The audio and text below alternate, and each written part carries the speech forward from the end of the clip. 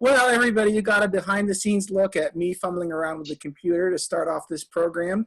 I'm really happy you can join us either on Zoom or tuning in on Facebook Live. And really happy to have Myron Marcotte and Lynn Ledeboer with us to tell us about Emerson Carey, a great important figure from the history of Hutchinson in this area. And I'll let Lynn and Myron, hopefully you can tell us a bit about yourselves and your background, as well as, of course, the subject matter. But real quick, I just want to run through a few things that are coming up at the library. This coming Thursday, August 20th, we have our online book discussion, and the book is The Nickel Boys by Colson Whitehead. I'm going to moderate it, and my co-host is going to be Cheryl Wilson from KIPCOR. And Cheryl actually grew up in Tallahassee, where the book is set, so it'll be a really interesting, enlightening event, and you'd be welcome to come and just listen and learn, even if you haven't read the book yourself. And then a week from today, on the 25th at 7 p.m., we have our Fourth Tuesday photography program. This month's presenter is Kayleen Nisley, and she's going to talk about her photo project and show that she put on called From Refugee to Home. Kayleen works with Refugee Resettlement Agency and has taken a lot of really powerful photos of the refugee and immigrant experience. Then coming up the week after that, we've got the Mystery Lovers book discussion on September 2nd. And you can learn more about all this stuff on our Facebook page or on our website. So without further ado, I am glad that we got the Facebook Live going, because last time I couldn't get it to work. So that's definitely a leg up on last time.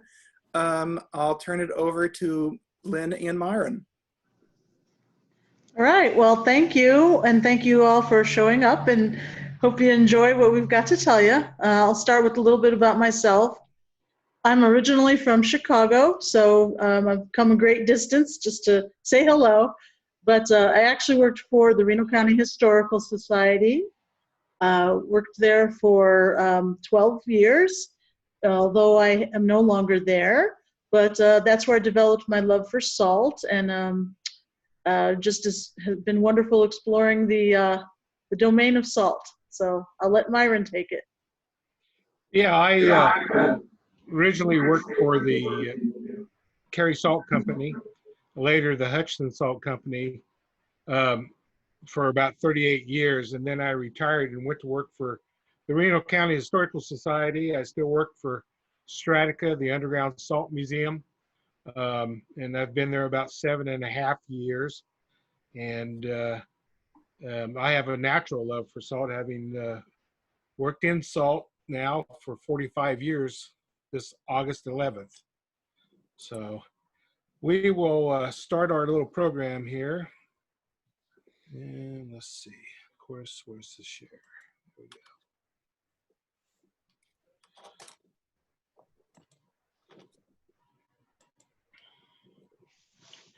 go. All right, so we're going to be talking about Emerson Carey, and Lynn and I wrote a book about Emerson Carey, which came out about 1.5 years ago.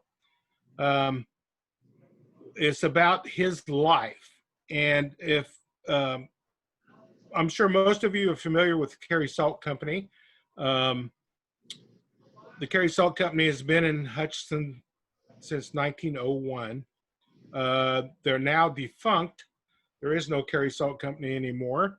The company got sold to North American Salt, and over time, the salt plant got shut down and torn down.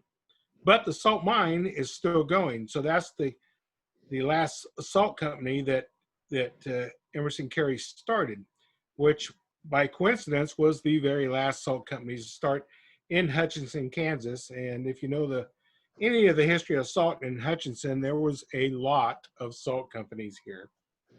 So this is the book, Kansas Tycoon Emerson Carey, Building an Empire from Coal, Ice, and Salt. If you don't have it and you'd like to buy it after you hear this presentation, you can get it from Amazon, or you can come to Stratica. We have a lot of books to sell yet.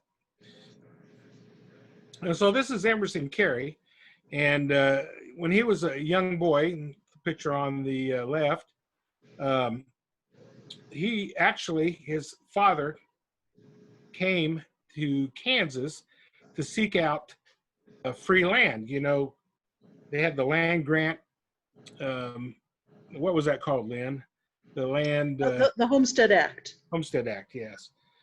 Emerson was born in 1863 in Marion, Indiana. And they moved quite frequently because his father was always looking for that free 80 acres or whatever it was. But eventually his father came out to Kansas, and then he sent for his family. At that time, the family was, Emerson was the third oldest, the first boy, and the family was 10 children and the mother, Nancy, and they got an oxen-drawn wagon, headed out from there. At that time, they were in eastern Illinois, and walked to Kansas. Actually walked to Sterling because that's where Samuel was. And if you can imagine, Nancy Carey had just had that summer an infant. She just had a child, and brought that infant all the way to Kansas with 9 other children. One of the really interesting stories that we tell in the book is they were a fairly destitute family. I mean, that many mouths to feed, it would be. And so while they were coming through Missouri. They happened upon a potato farmer in Missouri, and they were getting a little desperate for some food. So Nancy stopped the wagon, and they got off, and all 10 of the kids climbed out of the wagon, and the farmer looked up, and she got this crock, and she was going to trade the crock for as many potatoes as he'd let her have. And she walked up to him and offered the crock, and he says, "Well, lady, you can keep your crock. I'll just give you as many potatoes as you'd like, having seen all these children." And that's one of the many stories of Emerson Carey that are in the book. He did eventually make it to Hutchinson after living in McPherson and Halstead, and then back in McPherson, and then walked to Hutchinson one day because he was fed up with farming, and got a job right away in a coal yard.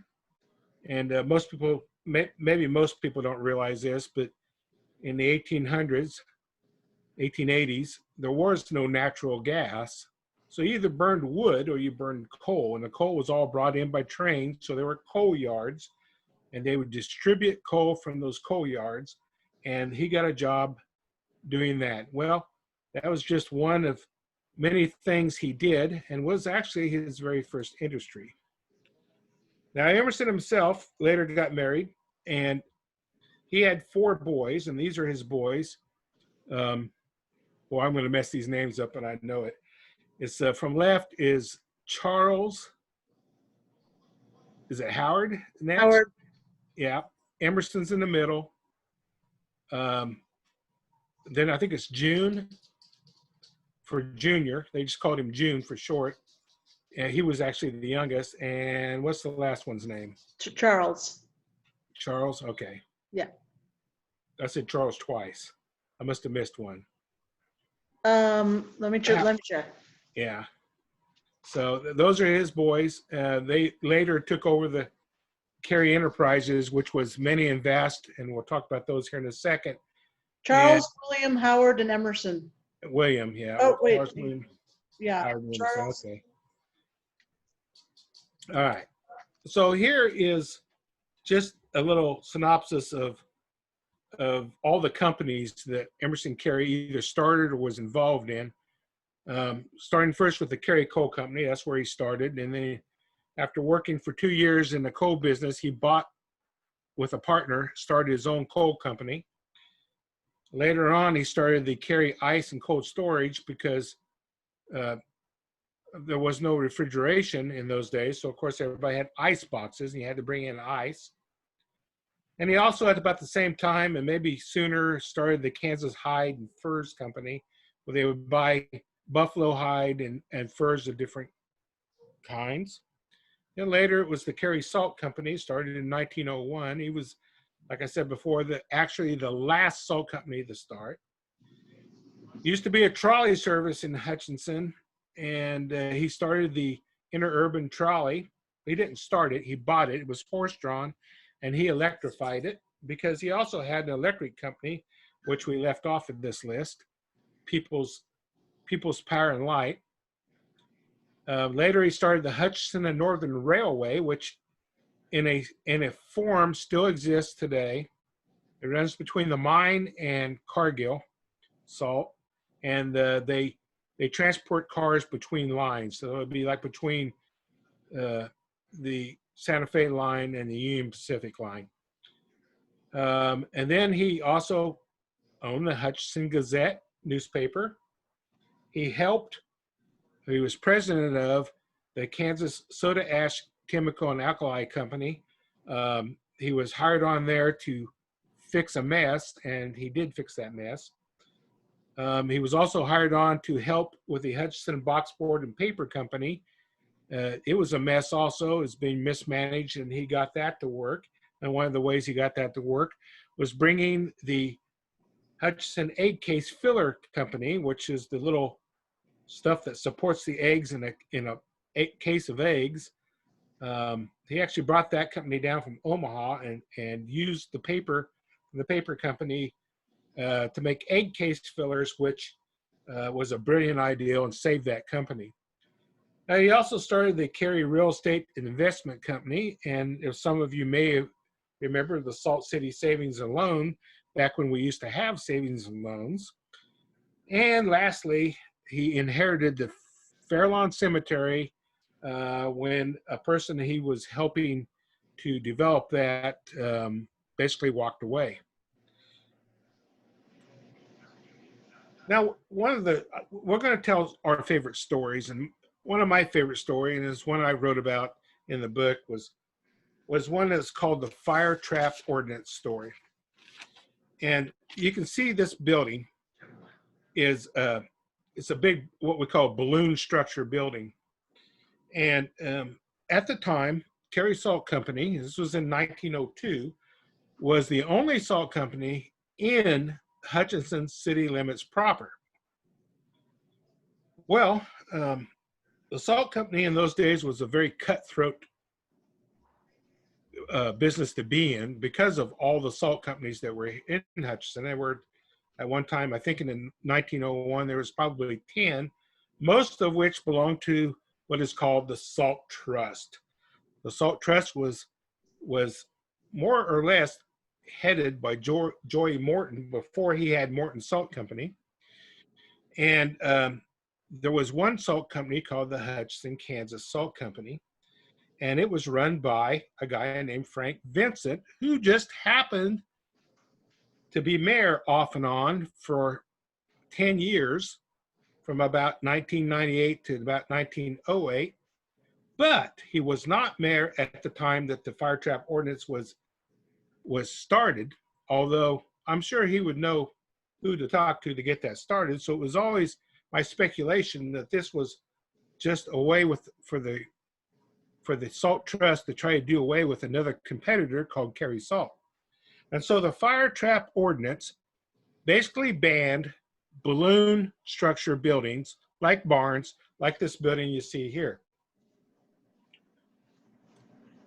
And here's the Carey Salt Company, which is at B and Main, between B and C on Main Street, about the place, about where there's an old Dillon store there, which is now the Salvation Army thrift store, about in that area.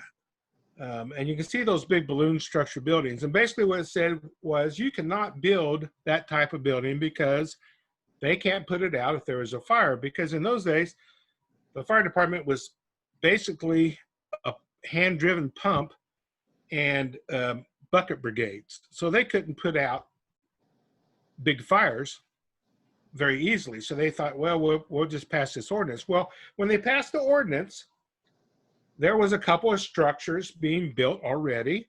One was a really big barn on Main Street. And the city said, well, since you're already building this big barn, you can just go ahead and finish it.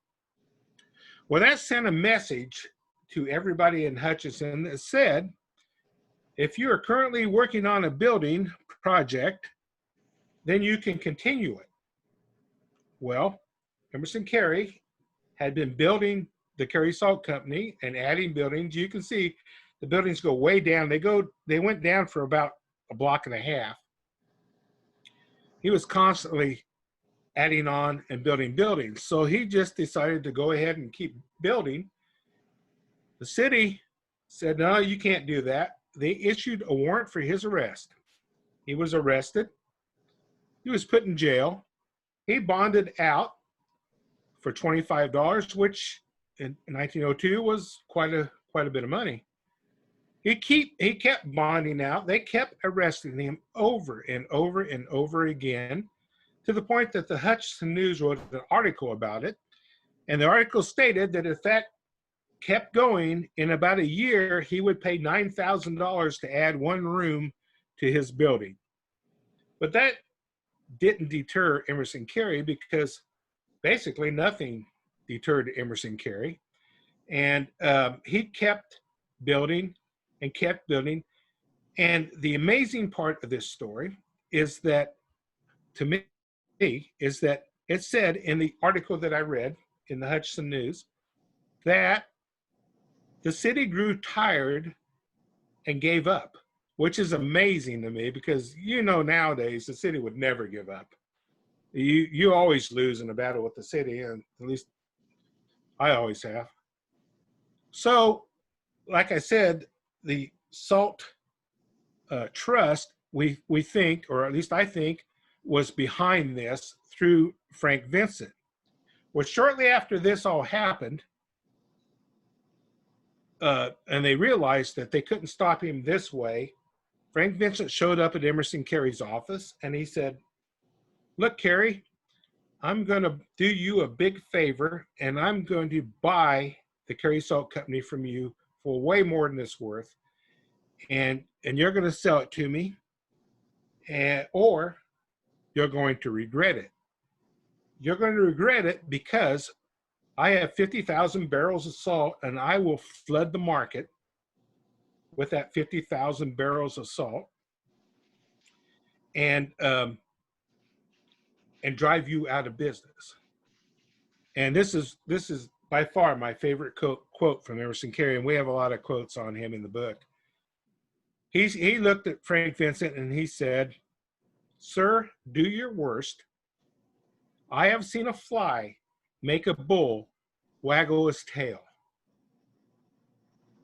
I have seen the little guy make the big guy move." And they said, all right, have it your way. And they flooded the market with that 50,000 barrels of salt. They lowered the price of salt. It was, I think, 98 cents a barrel or something, which seems extremely cheap to me, to as low as 45 cents a barrel. It said Carey was selling salt as cheap as 45 cents a barrel. And Emerson said, they didn't understand. At this time, Emerson had the Carey Salt Company, which was his third company. He still had the Carey Coal Company. He still had Kansas Hides and Furs, and he had the Carey Ice Company, which I think at that time was called Kansas Ice and Cold Storage. And all those companies together were kind of supporting each other. And he said, I never lost a dollar in that whole venture. Yeah, I was selling salt for less than it cost me to make it, but overall, my company made money. They didn't realize how hooked up we were, was his statement. And that is one of the amazing things about him. He knew if he stuck with something long enough and outlasted somebody long enough, he would win, and he almost always did. Second thing I'd like to talk about is cars, because I really like cars. And Emerson Carey was a car nut, and he was a speeder. He liked to race his cars. Well, this white steamer, 1907, was the very first car he ever owned. It was the first steamer in Hutchinson. And the white steamer was a very prestigious vehicle. The President of the United States, Roosevelt, which would have been Teddy Roosevelt, had one. Now, he was scared to death of the thing, but he had one. And Emerson drove that thing around, and he would have been very familiar with steam because, of course, all his industries were powered by steam. His ice plant was powered by steam. His electric plant was powered by steam. His salt company was powered by steam. So steam wouldn't have been anything. He would have understood steam very well. Well, he understood steam fairly well, but he didn't understand possibly the workings of this white steamer because one day he left the fuel on and actually blew it up and blew the lid right off, the hood right off of it. He wasn't hurt. Nobody else was hurt, but that's what happened to the steamer. So he bought another car. He bought a Winton. And I'm sure everybody's heard of a Winton. Actually, nobody's heard of one because they weren't super popular, but they were one of the very first vehicles mass-produced, or it wasn't really mass-produced. They were built by hand, every one of them, before Ford developed his techniques. And I looked up this car, and I did a lot of research on Wintons because I wanted to understand them. And I could not, we're calling this a 1909, but what I found out looking at this car and examining all the Wintons, this one has the front fenders of a 1910 Winton and the back fenders of a 1908 Winton. So I'm assuming that this was a mid-year model, and we'll call it the 1909, even though it wasn't any difference. And this is sitting on Main Street in Hutchinson, 1000 block of North Main. I think Eagle Radio's there right now. No, wait a minute. That'd be the next block, 2 blocks down. And the house was a house he built. Excuse me. And he later had to sell that house. He was forced to sell that house to stay out of bankruptcy. So that's the Winton. The next one is the Pierce Arrow. He had this in about 1912. Story behind the Pierce Arrow, he loved the speed. And the Pierce Arrow was a speedster. And one day he was with a gentleman, and I think it was when he was running for Senate, or he was already a state senator. And he was speeding up and down the roads and probably showing off a little bit for a guy. And Mr. Milligan had stopped by the side of the road to have lunch with his family. Now, okay, maybe roads weren't as busy back then, but that seems like a stupid place to stop and have your family run around. And he had a small boy. The boy had a dog. It's kind of a sad story. I love dogs.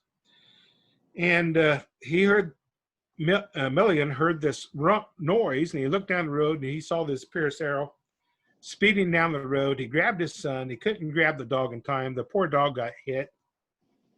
Milligan got really mad, jumped in his car, which, by the way, had 100 horsepower. Didn't say the model, because the newspapers in those days were really good at leaving out a lot of detail, especially when they were trying to trash somebody like Emerson Carey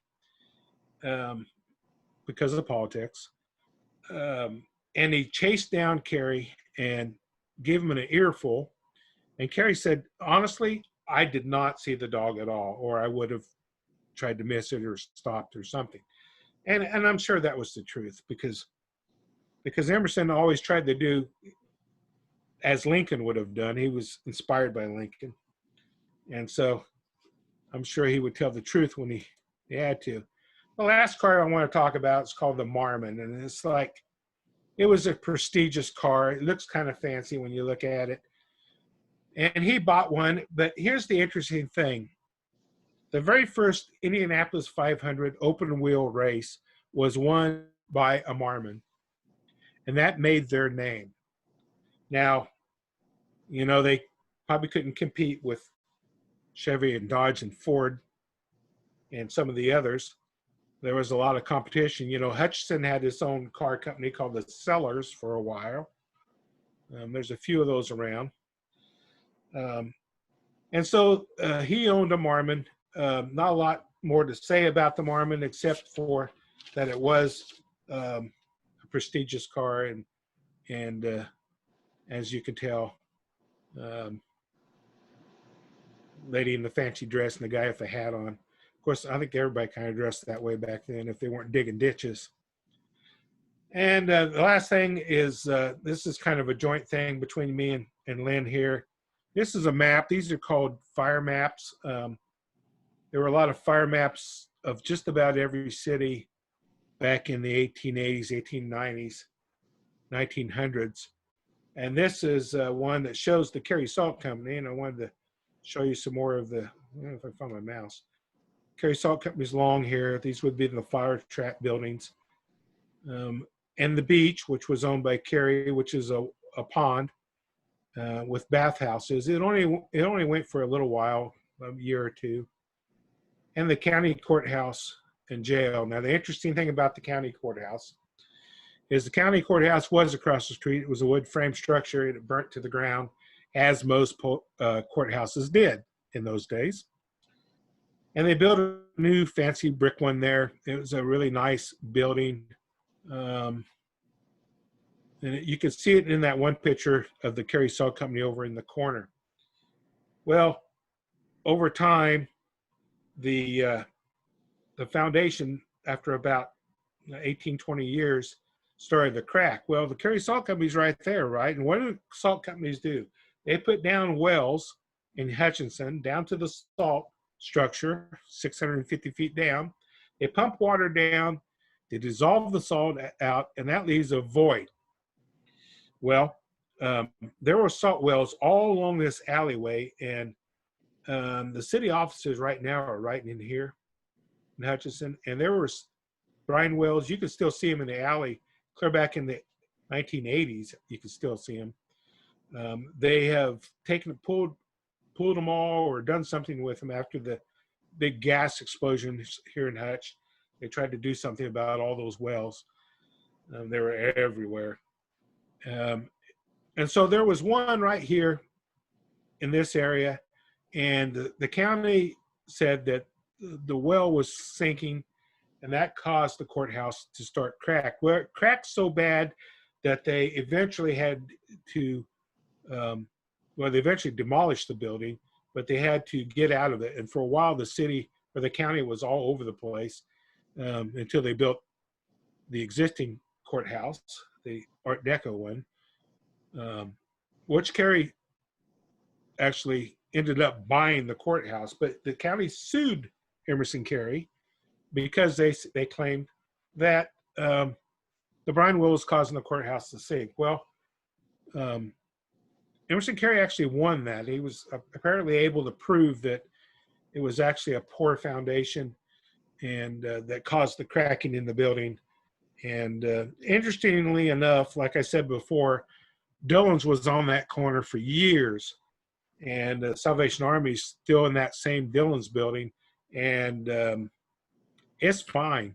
It always has been fine. So apparently the county was wrong. And that's all I'm going to say for now. I think we're planning to take questions at the end of Lynn's presentation. And Lynn, you can take it away. All right, well, I'm going to take it right from here and talk a little bit. I'm going to focus mostly on Emerson Carey's nature, his personality, kind of what some of those driving forces were that caused him to be so successful. Some of the things we found out is that he was incredibly frugal. He was very, very efficient, incredibly resourceful. And the beach, as you see here, is actually a good example of that. Because as he sunk the well for his salt brine operation, that excess water had to go somewhere, so it went into the beach. And it was just an example of him sort of giving back to the community, but also finding a way to do something with that excess water. And it wasn't just a little puddle pond, it was actually, you know, it had actual concrete, not concrete, but actual established bathhouses, as you see there.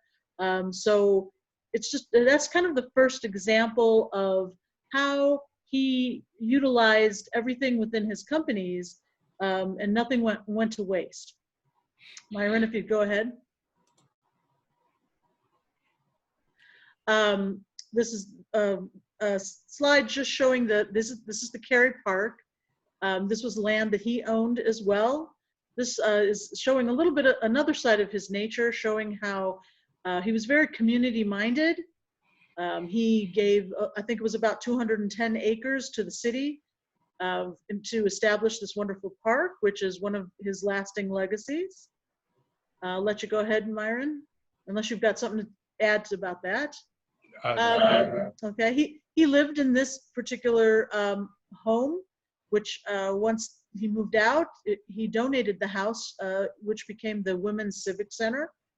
So another example of his community mindedness, thinking always about the community, and that was it was recently a building torn down. I can't recall offhand what year that was torn down, but unfortunately it was made into a parking lot for the Hutchinson Public Library. All right, if you want to go ahead. So this is an early photo of the Carey Bar Coal Company. And I'm showing you this little office, which was in the coal yard, to illustrate just how frugal Carey actually was.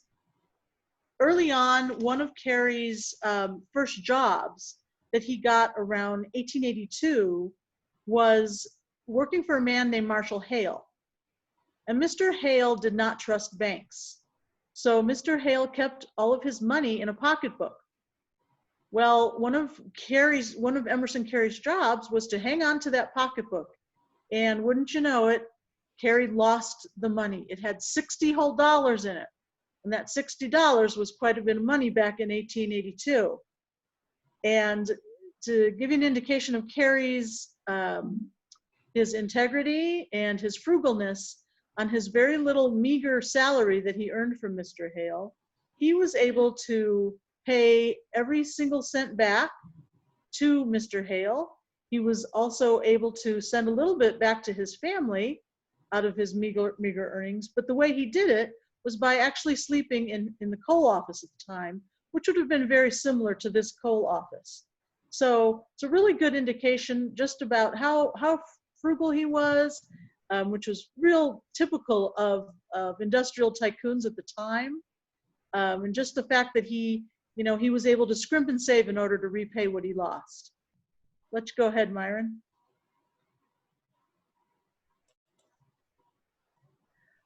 This slide shows how now the salt company has actually taken top billing, as you see.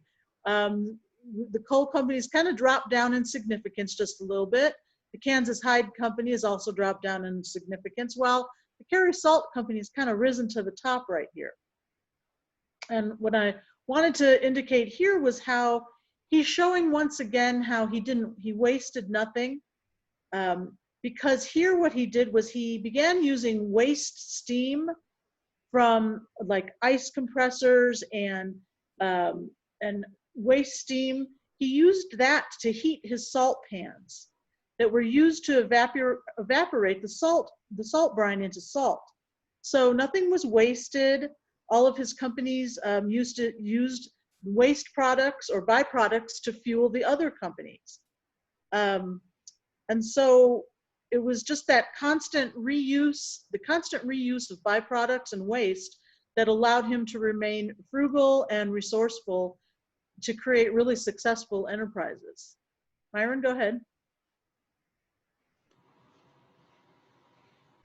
Here's another good photograph that indicates if you look at that wagon, you'll notice that it says ICE, but you'll also notice that it says the Carey Coal Company on it.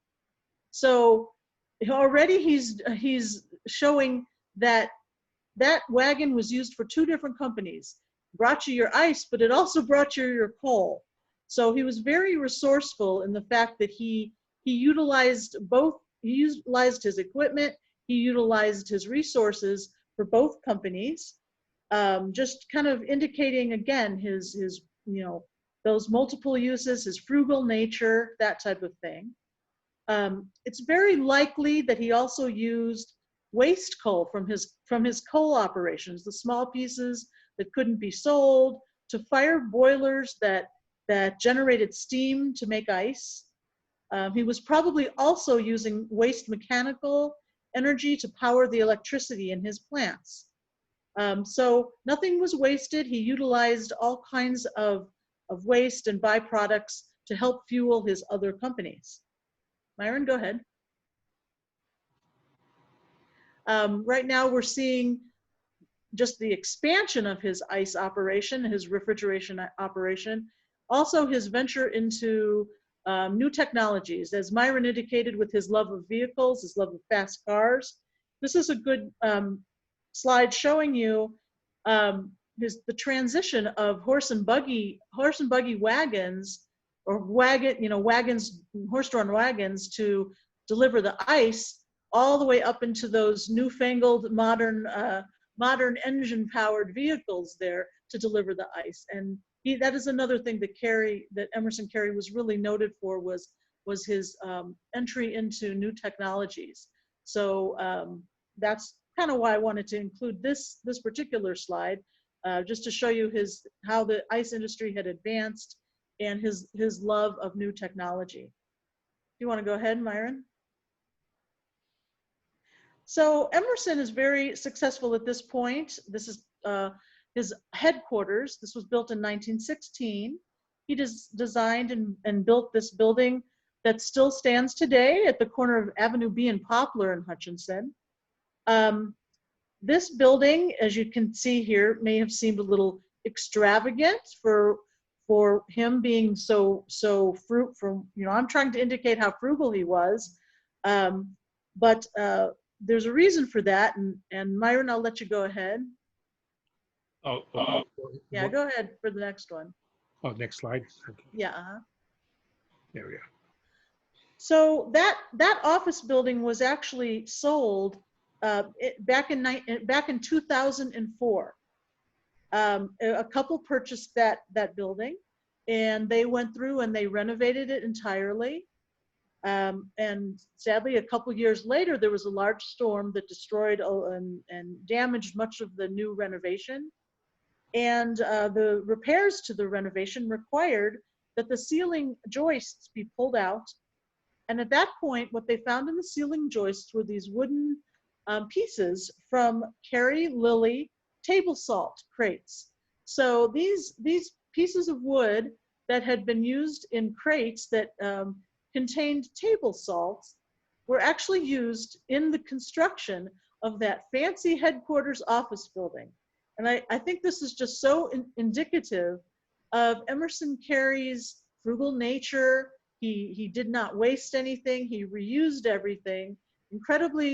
He had incredibly efficient operations because of that, and his resourceful nature. He was kind of one of the original, no waste, reuse, recycle, and reduce. And so I really wanted to include that because I thought that was quite indicative of what his nature was, very frugal.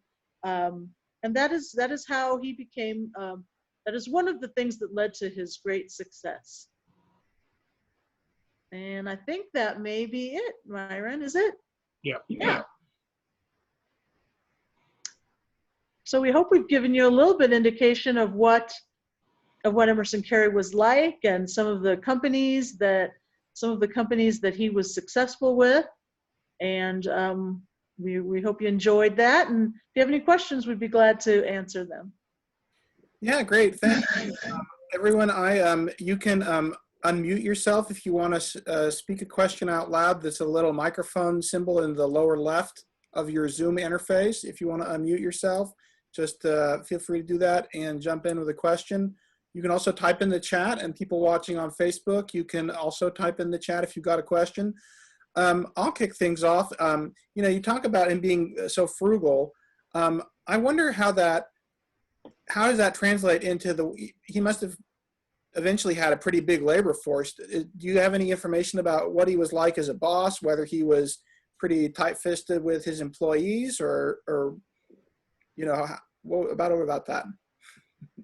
Well, from all indications, he was a good boss. From all indications, he created kind of a family atmosphere. I think Myron has some more anecdotal stories about that, just handed down from working at the salt mine. So I'll let Myron talk to that. Yeah, well, I started in 1975 for the Carey Salt Company, and they were still, the old timers were still talking about working for Emerson Carey at that time. And they had, some of them had either worked for him or worked with people that worked for him. But his sons, Howard and Howard Jr., Jake, were just like him. And so not only were they great people to work for, they always had Christmas dinners for the employees. We had several Christmas dinners when I was there. They would give them Christmas turkeys, hams, that kind of thing. And the frugality was handed down too, because the Carey Salt Company, when I worked for them, produced their own power from waste steam, and also heated the plant and evaporated salt with that steam. Heated the plant, and on Carey Boulevard there was fairly new offices that were built in the 50s. That was heated by the excess steam too. So frugality was a normal Carey thing to do. You've talked, both of you, a lot about how successful he was, how good he was at making money, and yet you shared one photo there of a house he had to sell because he was having to deal with bankruptcy. Right. Can you talk about that Sure. Contradiction in success and also bankruptcy? Sure, and the book explains it very well, and I'll summarize it a little bit. Kansas had a land rush, like everybody, like every land boom in the 1880s, and Carey, like so many others, bought into that land boom, and some land was going for, you know, as much as $1,000 an acre, which was tremendous in those times. And the Carey himself kind of blamed this a little bit on his banker. I'm not sure who the banker was, but he said that he had the money to pay off a loan he had, and the banker said, you know, why don't you reinvest that money instead of paying off the loan? So he reinvests the money. Well, land values dropped to absolutely nothing quickly, and the bubble burst, in other words. And so a lot of people were left holding the bill. And of course, the banks were calling in the loans, you know, because they needed the money. So Carey, instead of going bankrupt, he started selling off everything he could sell off to keep his coal company, because that's all he had at that time. And even though you could not lose your house to bankruptcy, Carey decided to sell his house to pay off his debt. So he sold his house, that house on Main Street, probably sold off all his cars, and he rented a house on West 11th. And I think I read today, kind of looking at all this again, he rented it for $6.75 a month, which is like unbelievably cheap, but a lot of money then, right? And so he was able to pay all his debts off and didn't file bankruptcy, or didn't go bankrupt, and that went for him, that went a long ways with people in this community because he was able to do that. So even though he had to sell that house off, and of course later he built Willowbrook, which was his private mansion and a private golf course, 18-hole golf course. I think he was the first one in the state to have a private golf course. I don't know if anybody has a private golf course anymore, but he had one. And Willowbrook's now a town in his own, after his family convinced him to start selling off properties and letting friends and relatives build there. But that's why he had to sell that house, and that's why that happened.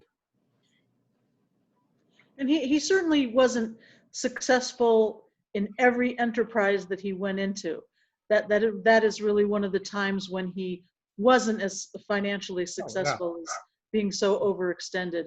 Another one that he couldn't really succeed with was the Gazette. When he took over the Gazette, he discovered that he was not a newspaper man. That didn't work out very well for him, and so that was one of the few, I would say, not as successful ventures that he got into was the Gazette. And the soda ash plant, they hired him on to the soda ash plant and made him president, even though he wouldn't invest money in it because he didn't think it would ever work. And he was right.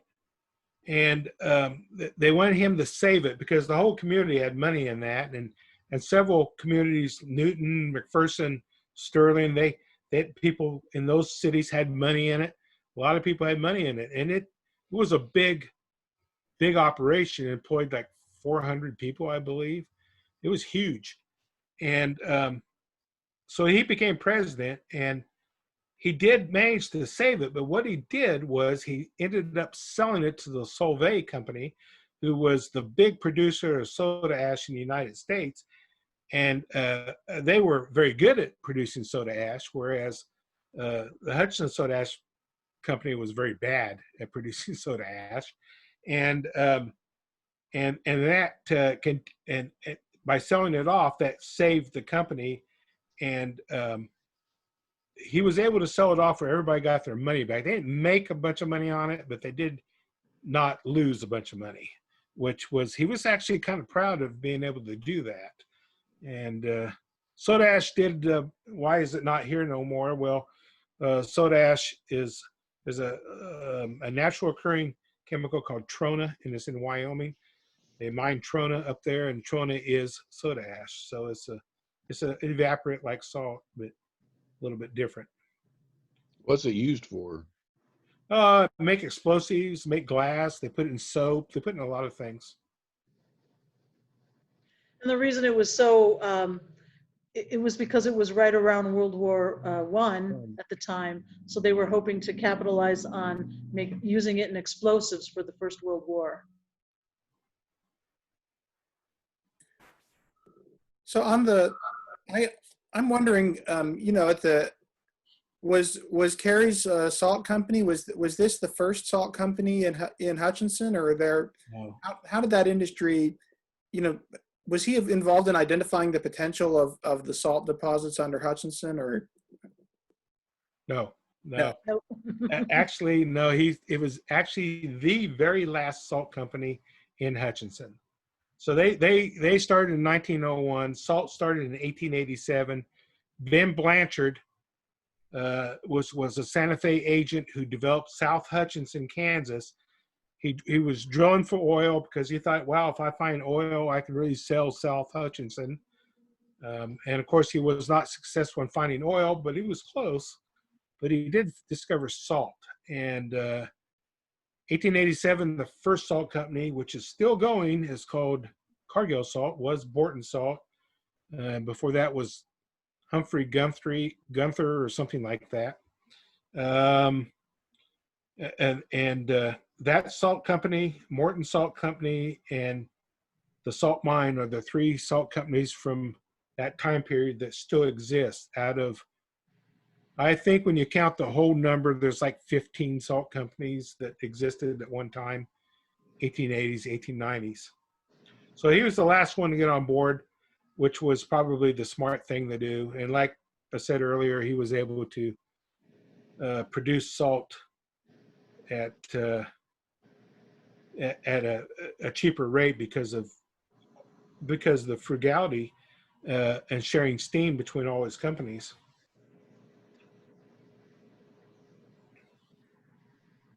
Wow, cool. He talked about one of his companies he owned was Hutchinson or Urban. Was that completely independent, or was it part of the Ark Valley Interurban that ran between Wichita and Newton and on out to Hutch? Lynn, you know that one? Well, it connected up to the Ark Valley, but Yeah, they were all connected. Yeah. I think it was independent of the Ark Valley. I don't, it was, I know there was some discussion about how they were utilizing, the Interurban was utilizing the Ark Valley's lines, the tracks. Yeah.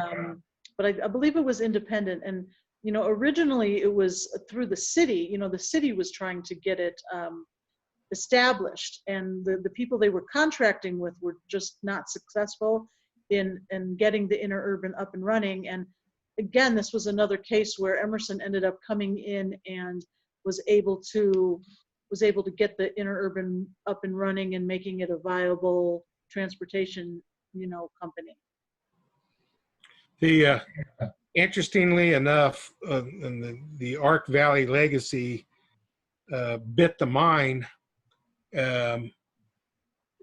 as early as 2010. Was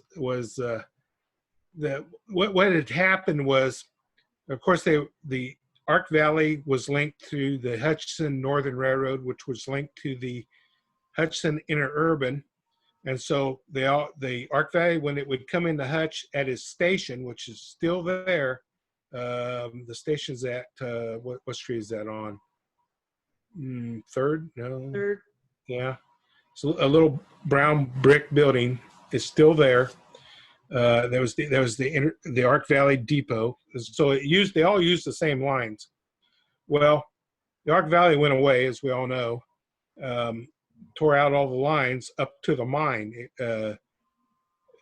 because from that point into Hutchinson was the H&N Railroad, which was owned by Carey. And of course, Carey Salt went out of business. They got bought out, and the company that bought them didn't want the H&N, so they sold it off to a company. I'm not going to mention their names because of lawsuits, but a company owns it now. And somebody was looking at maps and figured out that a little corner of the mine property that the tracks ran through was where they happened to build their rail link into Santa Fe from the mine, and it crossed that little piece of property. And so a lawsuit incurred and was fought between the mine and this little railroad. Which is the mine's fault. They should have bought the H&N Railroad, and they didn't do it, which was a huge mistake on their part. But so that Ark Valley thing did come back and bite the mine later on. So yeah, they were all linked. They were all independently owned by, Carey did happen to own two of them. And then he sold electricity to the Ark Valley from the Hutchinson end. Because it was an electric trolley railroad. And I think there was, I remember reading about that. Wichita sold electricity. I think Newton sold electricity to them too. Yes. To power their railroads. Any more questions?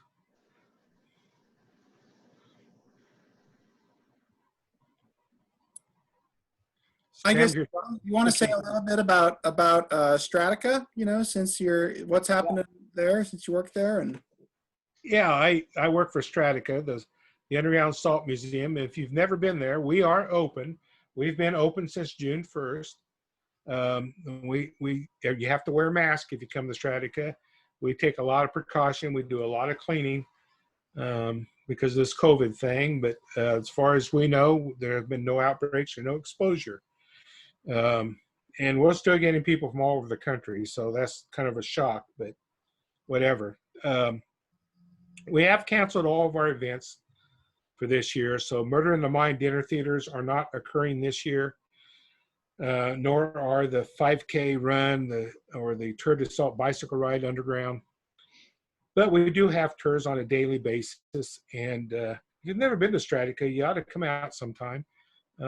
It's really cool to go 650 feet underground. It's a really big thrill to a lot of people because most people will never make it that deep into the earth in their whole lifetime.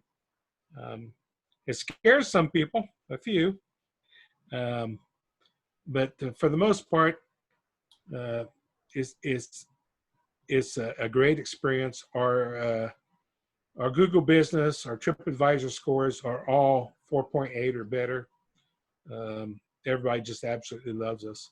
So if you get a chance, come out and see us and support us. We like everybody, are definitely struggling. We're running at about 58% of what would be normal for this time of year, and all summer has kind of been that way. Or wait till the COVID thing is over. It'll be over hopefully by this time next year, and then we can get back to normal, whatever that was. Yeah, wouldn't that be great? Well, and normally this would be in person, and you would probably have some books to sign and to sell. So yes. Well, if you want books signed, if you come out to Stradica and buy a book, I'll sign it. And if you really want Lynn to sign it, I'll take it to her and she'll sign it. yeah, so that'd be great. You can buy them at Stradica. You can buy them on Amazon or on the History Press website, I think. And we also have a copy you can check out from the library, and the ebook is on Hoopla, which you can access with your library card as well. So I haven't had a chance to read it all yet, but I sure will. I've got it borrowed on Hoopla, so I'm gonna read some more about Emerson Carey for sure. And I guess with that, we'll conclude the program. Thanks again, you two, and everybody have a great rest of your evening. Thanks for having us. Thanks for having us. Thank you for cheering. Thank you. All right, great. Well, I ended the live stream, so it's just us now. But so I'll just sign it off. The rest of you, thank you so much for coming, and just watch your emails and Facebook, and really appreciate everybody participating in the library stuff. So Yeah, how many did you have finally, Sam? Do you know? Well, we had 11 on Zoom, and then it seemed like it was there were a handful of people on Facebook too. I was able to get the stream going after about 5 or 6 minutes in, so it was streaming on Facebook. Yeah. So that that's pretty good, and I'm sure some more people will watch it later because it'll be I'll get the full video, including the beginning part, posted tomorrow, and we always have people watch it on their own time later. So. And there's some debates on TV now or whatever, or not debates, but political stuff's going on right now. Right. And our library folks are a civically engaged bunch, so I'm sure yes, are watching those conventions. Convention. Yeah. Yeah. Myron, could I ask a question before you sign off? Sure. On the salt mines where different companies and organizations store their records there, how difficult or easy is it to get those records? Oh, it's real easy if you own them.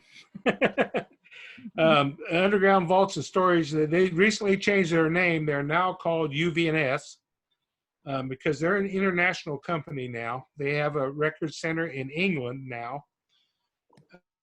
They started in Hutchinson at the salt mine in 1959. And they have been operating since. They take up quite a bit of area underground, but maybe, I don't know, a 20th of the mine or less. It's not very much of the mine totally, but they do take up quite a bit of area. And Stradica actually rents from Underground Vaults and Storage, which rents from the mine. That sounds complicated, but that's how they worked it out. And we jointly own the shaft that we put down for Stratica. We put that down in 2005. And so both UVNS and Reno County Historical Society both own that, well, and pay for it and maintain it. But yeah, they can send up, you call for a record. Most of the time, of course, all the records are going electronic now. What they store the most of is movie films. That's really what their bread and butter is. And they store a lot of movie films. And it's simply because in Hutchinson, Kansas, it costs $2 and I don't know, say $2.50 a cubic foot a year to store boxes of movie film, where in California, it was like $200 a cubic foot a year. Wow. For many reasons, it was on the surface and everything's expensive in California. And so they send all their films out. All the big production companies are here in Hutchinson. Underground Vaults also has a place in the limestone mines in Kansas City. They do store films up there also. But all kinds of records. The big petroleum companies all store magnetic media here, and courthouses all store, all the county courthouses in Kansas store something here at the mine. A lot of it's old paper that they don't want to mess with. They don't want to digitize, but they also, for one reason or another, don't want to destroy it. And so, right now there's a very big server farm underground that Underground Vaults of Storage actually backs up the backup companies. So, you see these big companies that advertise, back up your computer with them. Well, Underground Vaults of Storage backs them up. So that stuff gets backed up a lot. So Everything is barcoded, isn't it, Myron? yeah, everything in a box is barcoded, and there's a position. Every position is barcoded on shelving underground. They have 120 300-foot by 50-foot bays full of racks and boxes. It's like going through, I don't know. If you've seen Indiana Jones with the big shelves where, Yeah. Oh, yes. the warehouse, Yes. the big warehouse, that's what it's like. Yes. Yeah. And there's natural, I guess it's natural climate control down there, right? Yeah, it's about 40% humidity all the time, 68 degrees year round. Never changes. Yep. With all the explosions that were going on years ago because of the gas leakage, how Right. was all that kept out of the area where all the storage happens? Yeah, and I was working at the mine at the time, Where and Stratica takes people for tours. yeah, there was never any gas in the mine at all. We monitored for gas all the time, and we still do. Both Stratica does and the mine does, but all kinds of gases, not just methane, but also carbon dioxide, oxygen, all that stuff gets monitored constantly. The route of travel of that gas leak from western Hutchinson, western Reno County across Hutchinson was a very narrow area, and the geologists, the area under Hutchinson is some of the most studied area in Kansas, and the geologists determined that what they think happened was it followed what they call a sand lens, or a riverbed that went through at that time. And so it was sand. And so that gas was able to go through that sand, and wherever there was an old brine well, and there was a lot of them in Hutch, that would come up as a water geyser. And it was all above the salt. It wasn't below the salt, because salt is impenetrable to gas. It's self-sealing and gas can't get through it. And so to go down and come into the mine wouldn't be a possibility, but we were afraid that it might get into the shaft, because the original shaft at Hutchinson Salt is wood. It's concrete through the water table, but then it's wood from the rest of the way down. So about 500 feet of wooden shaft. And so we're a little worried about that, but it didn't. It got really close. It got to that trailer park on East 4th. And that's where the Solvay soda ash plant was, and that's why there was brine wells there, and it came up through there. That's all. It's all been pumped out. There is no more gas. So, any other questions? Yeah, that's I don't suppose there were still mules when you started working in the. There were never any mules at this mine. Oh, okay. This was a modern mine. It was electric. Right. Well, that's good. Good for the mules. They were at Lyons and Canopolis, though. All the other mines had mules, but not. This mine was actually a very late starter. It was opened in 1923. All the other mines were opened in the 1890s. Wow. And I wonder, I mean, and the reason that these are there is because of the ancient ocean over it, right? It's a salt deposit from an ancient ocean. They think. They don't know 100%. No. We hosted, it's been 2 or 3 years ago, we hosted a geology convention where they actually talked about that salt bed, and they've made some discoveries looking at the salt. They see these chevrons in it that tell them how it grew. And there's a lot of debate on how this salt bed was laid down. Some think that the ancient ocean theory doesn't hold water very well. No pun intended. Yeah, well, maybe it was. But others think that the salt actually became so strong that it just deposited on the ocean floor, kind of like what's going on at the Great Salt Lake and Bonneville, which they were also, oceans at one time. So there's a lot of debate on how it actually got laid down, but it's definitely. I mean, when you go down there, you look at it, you see the strata, white and dark, and it looks like it was laid down by water. I mean, it just looks that way. Yeah. Cool. Well, I'll go ahead and sign us off now. Thanks again, Myron and Lynn and everybody for coming. And look forward to. Oh, I forgot. Next month our local program is it's going to be about Frank Lloyd Wright actually, and the Wright House in Wichita. So that should be an interesting one. I hope you all can join us for that. All right. Have a nice evening, everyone. Thank you. You guys have a good one too. Bye-bye. Thank you.